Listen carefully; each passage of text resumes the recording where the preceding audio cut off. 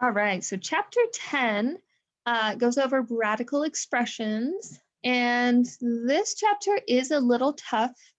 Big thing for this one is knowing your perfect squares, perfect cubes. Those numbers, if you have those down, it is a lot easier.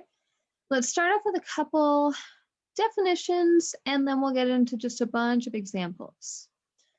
So remember that if we had something like 7 squared, this is the same thing as 7 times 7. You multiply it by itself, which is 49. And so that is squaring a number. We're finding the square. Now, if we want to find the square root, they are the opposite. So we're going to be going in the opposite direction, going backwards. So the square root of 49 is 7. And in general, so if we use this notation here, the square root notation, that is only looking for the positive or the principal square root.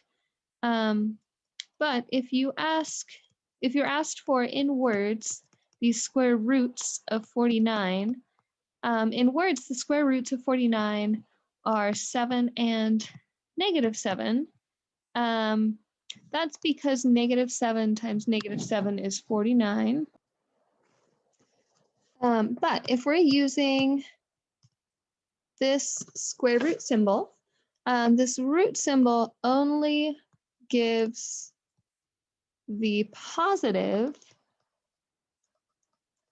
or what we call the principal square root.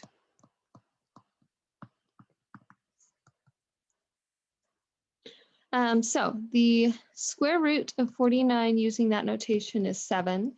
The only way to get a -7 here on the right is the opposite of the square root of 49. That would give us a -7 because you're taking the square root and then making that the opposite. Now, notice that if we wanted to take the square root of -49, there's no way to actually do this using real numbers, because -49 we would need to get from a positive and a -7. But that way, if we do that, then we're not squaring a number because we're changing the sign. So if we do 7 times 7, we get positive 49. -7 times -7 is positive 49. There's no way to multiply the exact same number and get -49. So for this one, anytime you have a negative on the inside with a square root, we're going to say this is not real. That's because we're going to see imaginary numbers at the very end of this chapter. So for now, we're just going to put not real. So let's go ahead and look at some examples. So a lot of these are going to be pretty fast. We'll go through a couple and then I'll write some up and have you guys kind of go through and do them by yourselves. That way you get the practice. But the big thing here is knowing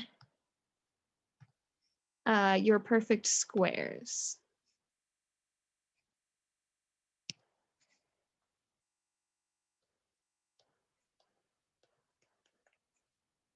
Okay, so number 1 here, we're given the square root of 16. So this is saying what number times itself gives us 16? That would be 4.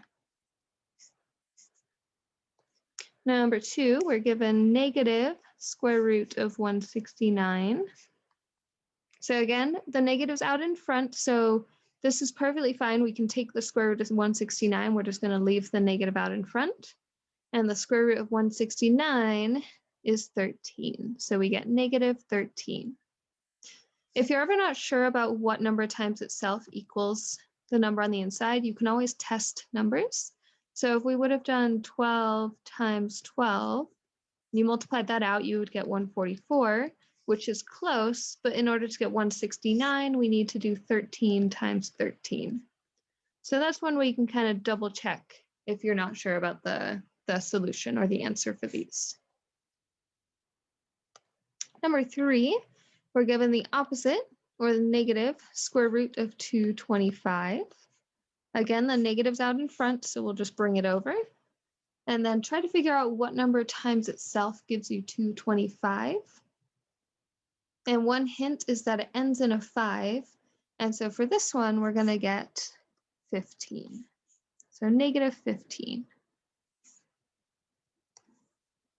Number 4, this one we're given the square root of 36 over 25. Now the nice thing is with fractions, and this is a rule we'll see in a couple sections, so when you have a fraction like this, you can actually split it up where you take the square root of the top and the square root of the bottom separately. Now if we do that, the square root of 36, so what times itself gives us 36? That is 6. And what number times itself gives us 25? That would be 5. So we get 6/5. And then we'll do a few more here.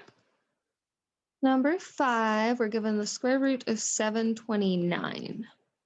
Now this is one where you're definitely going to want to try multiplying some numbers together. And try to think of ones that you already know. So we know 13 times 13 is 169. We know 15 times 15 is 225. Those are good, both kind of low. So I would go through and test numbers, maybe do 20 squared, see what that gives you. If that's not big enough, keep increasing the number. But go ahead and multiply some numbers together and see what times itself gives you 729. And so hopefully if you went through and multiplied numbers, you got 27, because 27 times 27 is 729. Number 6, the square root of negative 16.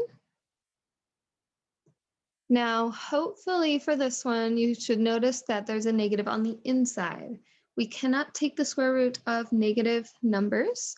And so this one, we're just going to put not real. The solution is not a real number. Now there is a solution, but it's an imaginary number. And let's go ahead and do 2 more. Number 7, the opposite of the square root of negative 16. One thing to note here is that there are 2 negatives, but even though there's a negative on the outside, these cannot cancel each other out. You can't kind of distribute negatives inside of square roots. So because of that negative on the inside, this one is also not real. So it's important to remember that these negatives cannot cancel each other out. And now the last one here, we're given the square root of 10 squared. So this is going to lead us into one of our important properties that we're going to talk about. And so for this one, the square root of 10 squared, we could simplify this a little bit. There's going to be a shortcut that I'll show you after we do this. 10 squared is 100, so we're going to have the square root of 100. But then what is the square root of 100? Well, that's 10.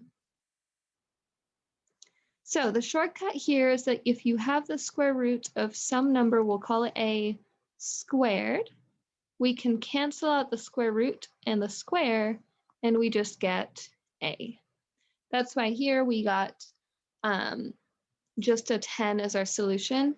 With this one, it wasn't too bad to multiply it out, but let's say you were given something like the square root of 591 squared. We wouldn't want to square 591, that's a really big number. We'll just use our shortcut, cancel out the square root and the square, and we get 591. We'll call that one number 9.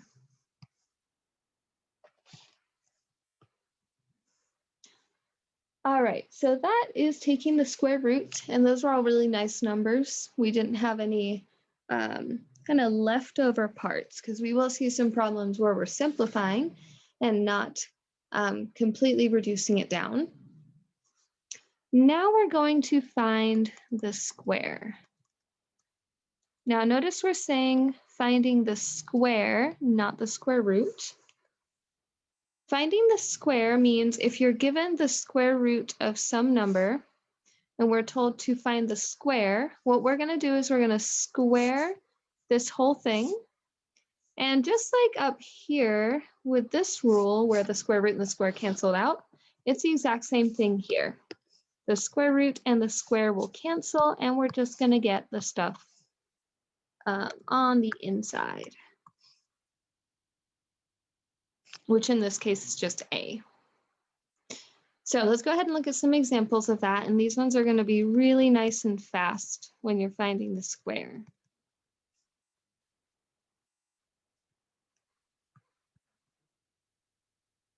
So finding the square, for number 1, we're finding the square of square root of 41. And so since we're finding the square, what we're going to do is we're going to square this. And so if we square this, the square root and the square cancel out, and we just get that 41 on the inside.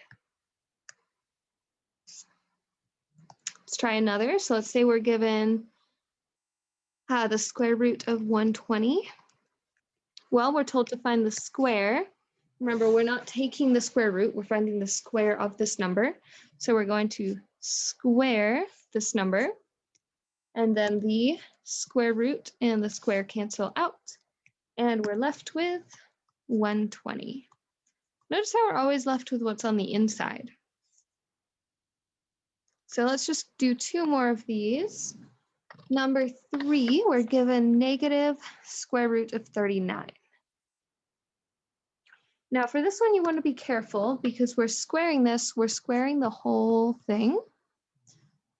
So what we can do here is, first of all, notice that the square root and the square cancel out.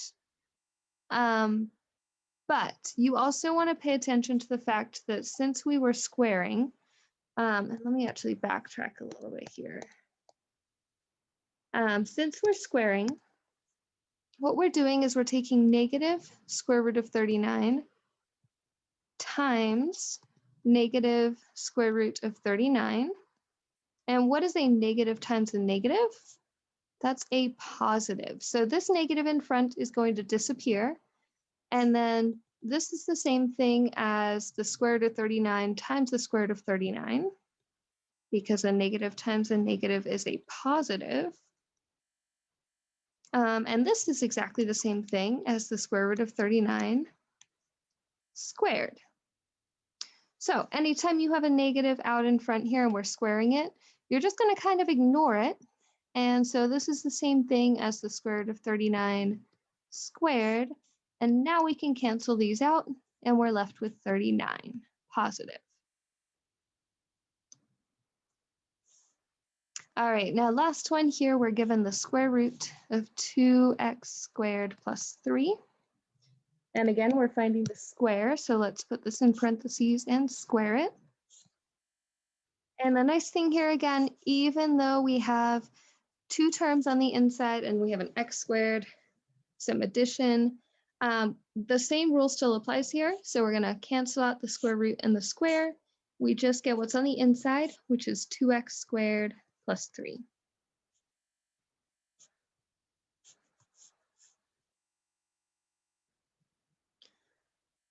Okay, so now our next set of examples is going to deal with different types of numbers. So rational, irrational, and numbers that are not real, which we've already seen a little bit.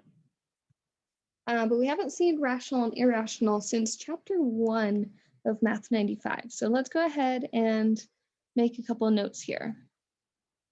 So if we have the square root of perfect squares, this is going to give us a rational solution.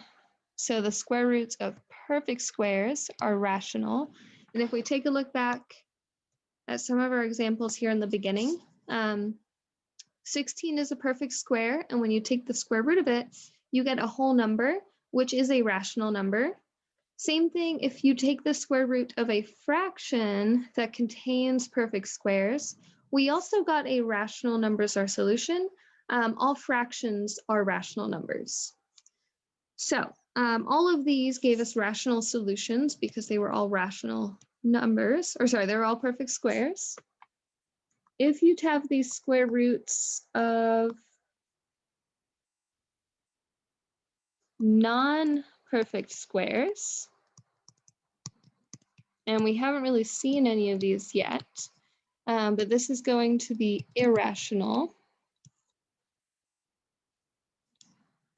And so for that, you can think about like the square root of 10, because the square root of 10 is 10 is not a perfect square. You can't get it by squaring another whole number.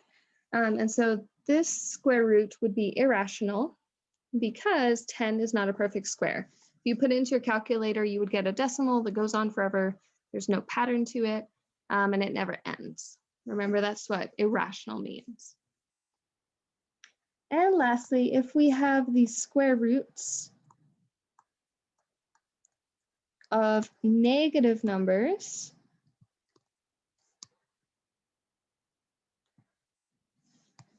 so like the square root of 16, let me put the square root of 16 up here for the perfect squares. This one, we'll use the square root of negative 16. These ones are not real. So the square root of negative 16 is a good example of that one that is not real.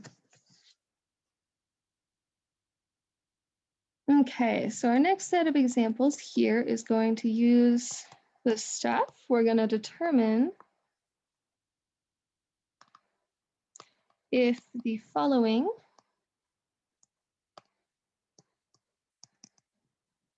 are rational, irrational, or not a real number. And we're not even told to evaluate them. So all we have to do is we're going to have rational, irrational, or not real as our answer for these. And so I'll go ahead and write them out. Take a look at them and see if you can figure out which ones are perfect squares, which ones are non-perfect squares, and then which ones are going to give us a not real solution or a non-real solution because it's negative. So number 1, we're given the square root of 9. Number 2, the square root of 7. Number 3, the square root of 9 over 16. Number 4, the square root of 72. And number 5, the square root of negative 43. So first one here, the square root of 9. Well, 9 is a perfect square because that's 3 squared. And so because this is a perfect square, the solution is going to be rational. We'll get some kind of fraction or whole number. We would actually get 3 for this one. So that's because 9 is a perfect square.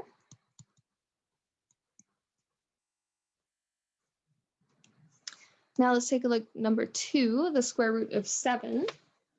Well, 7 is not a perfect square because we know that 3 squared is 9, that's too big, and 2 squared is 4.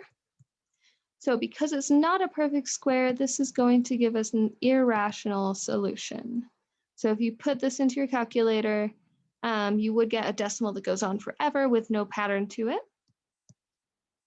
So that's because 7 is a non-perfect square.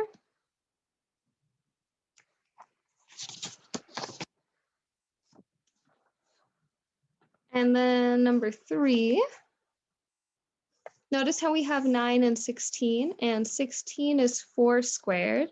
We know that 9 is 3 squared, and so these are both perfect squares. Even though it's a fraction, that'll still give us a rational solution.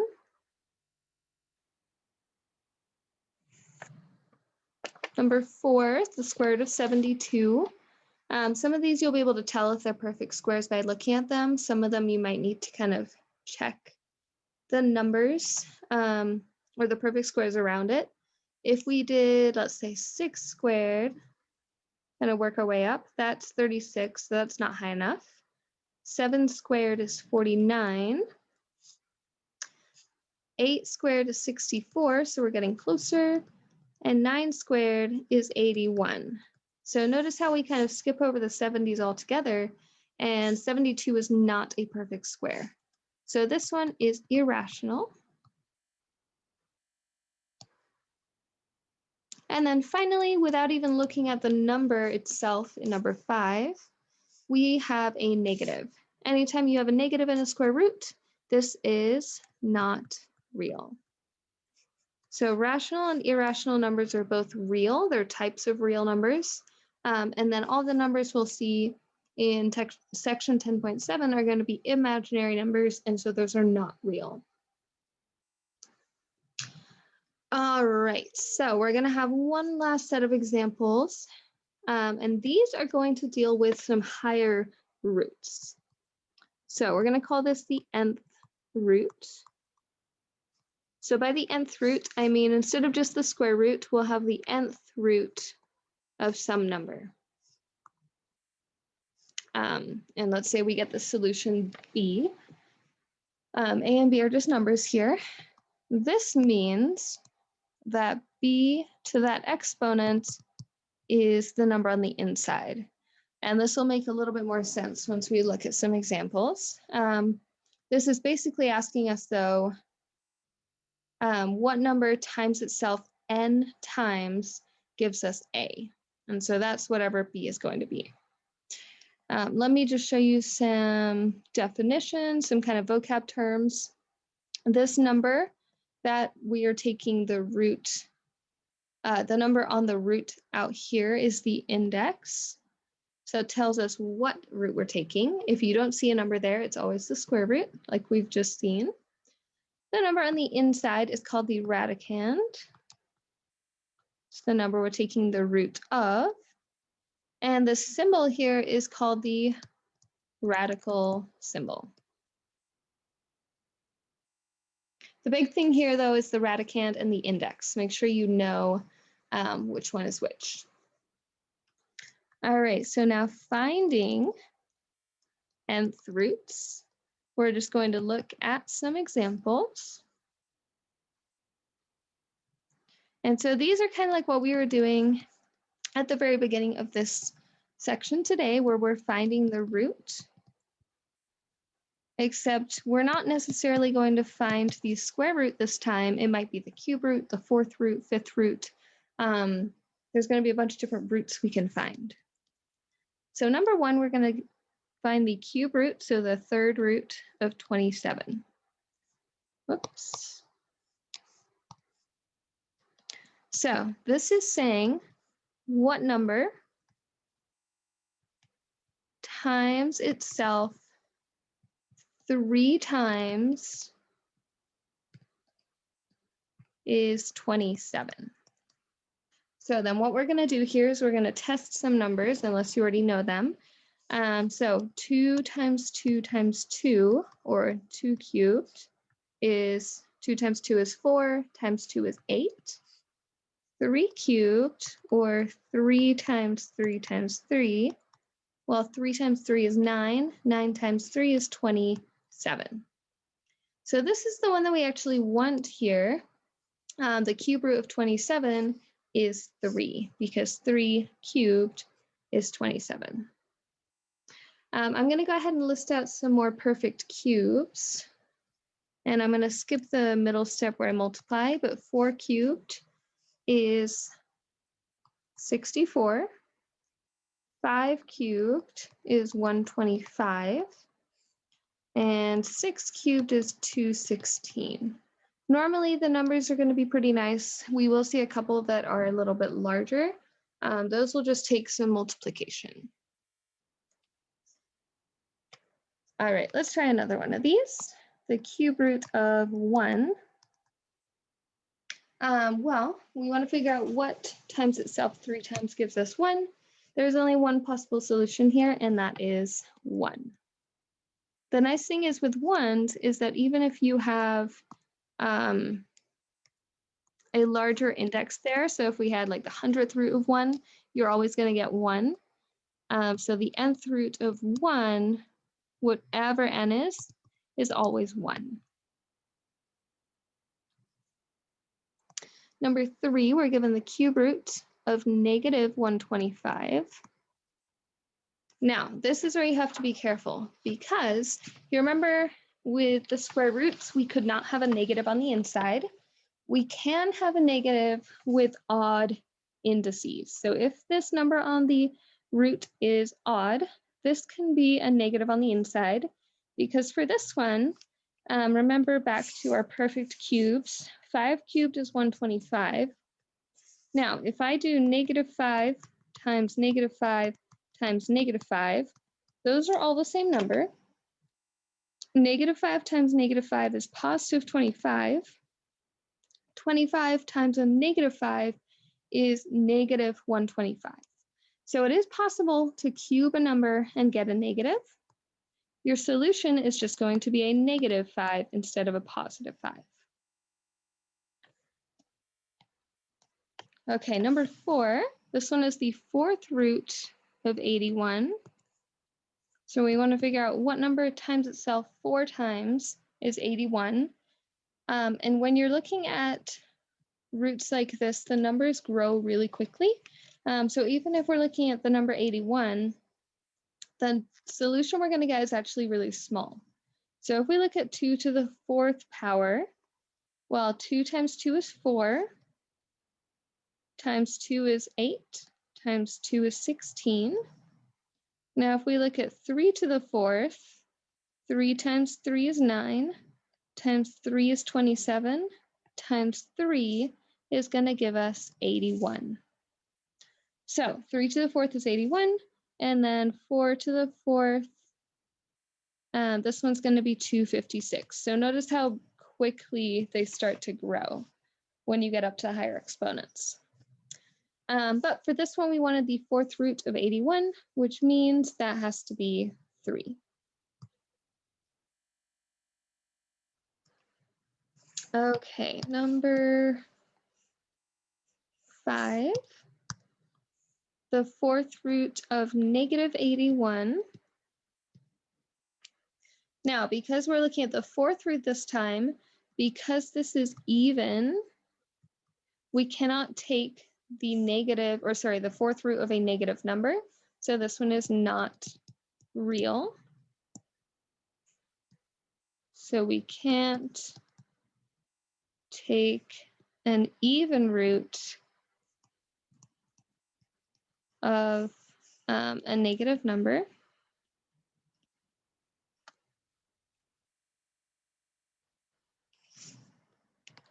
Number 6, the -4th root of 81. Now this one we can do because the negative's out in front. We're just going to leave the negative, and we already know that the 4th root of 81 is 3. So we get -3. Number 7, the 5th root of 243. Now this is another one when they get up kind of high like this, you want to multiply out some numbers and see what you get. We already know that 2 to the 4th is 16. So using that, let's find 2 to the 5th. So we're going to take 2 to the 4th, which is 16, times 2 again gives us 32. That's not big enough. What about 3 to the 5th? Well, we know 3 to the 4th is 81, and 81 times 3 is going to give us 243. These ones you're just going to have to multiply out by hand. They're usually pretty nice where you don't have to actually multiply those out. But these last ones are going to be a little bit bigger. So let's go ahead and put our answer here as 3, because 3 multiplied times itself 5 times gives us 243. Couple more here. Number 8, we're given the 3rd or the cube root of x to the 15th. Now, this one's kind of weird because we haven't seen variables yet, but there's a nice trick with these.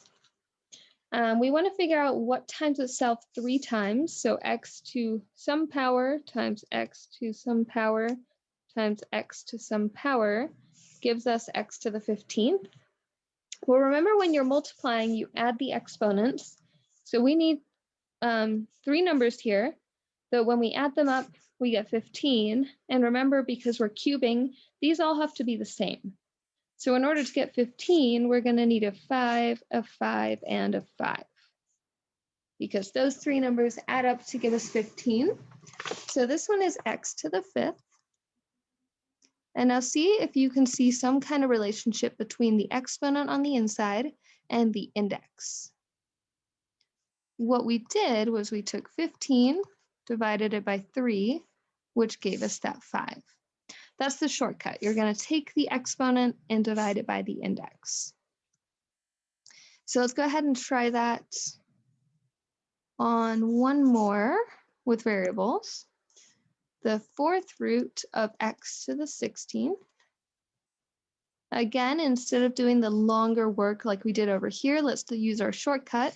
We'll take our exponent divided by the index, which gives us 4. So we have x to the 4th. All right, so last one here I want to show you guys because there's one like this in your homework and it looks really tricky because the number is really big. So we're given the opposite of the 5th root of negative 7,776. Now, this is a really big number. We'll definitely need to multiply some numbers together. Nice thing is we're looking at 5th root here. We already know that 3 to the 5th is 243, so it has to be bigger than that. So let's try 4 to the 5th. So 4 times 4 times 4 times 4 times 4. Now we know 4 to the 4th from over here is 256. And so 256 times 4, if we were to go ahead and multiply that out, we'd get 1,024. Not quite big enough. Now I'm going to skip 5 to the 5th. And that is because whenever you multiply 5 times itself, no matter how many times you multiply it together, you're always going to get a number that ends in a 5 or a 0. Now, if we do 5 to the 5th, we would get 3,125, and sure enough, it ends in a 5. We're getting pretty close though. So if we were to do 6 to the 5th, and so you'd multiply 6 times 6, which is 36, times 6 is 216. Whoops. Didn't want to actually write that one out there. Times another 6. Now, if we multiply this out by hand, you'd get 1,296. Times another 6 gives us 7,776. So this is the number we're looking for. 6 is going to be our 5th root here. Now, because we're taking the 5th root of a negative, it's an odd root, so we can do that, but we get a negative 6. But I also want to take the opposite of that. So I'm going to leave that negative out in front. Because the square root is, the 5th root is gone, we can combine these negatives. We're taking the opposite of negative 6, which is positive 6. That's about as hard as this is going to get until we start seeing simplifying non-perfect square roots. You might see some big ones like this, but for the most part, they should be nice, smaller numbers like we saw in the beginning. So that's 10.1. 10.2, we're going to be looking at rational exponents, which is going to kind of relate exponents as fractions to these radicals. And then we'll take a look at simplifying radical expressions in 10.3.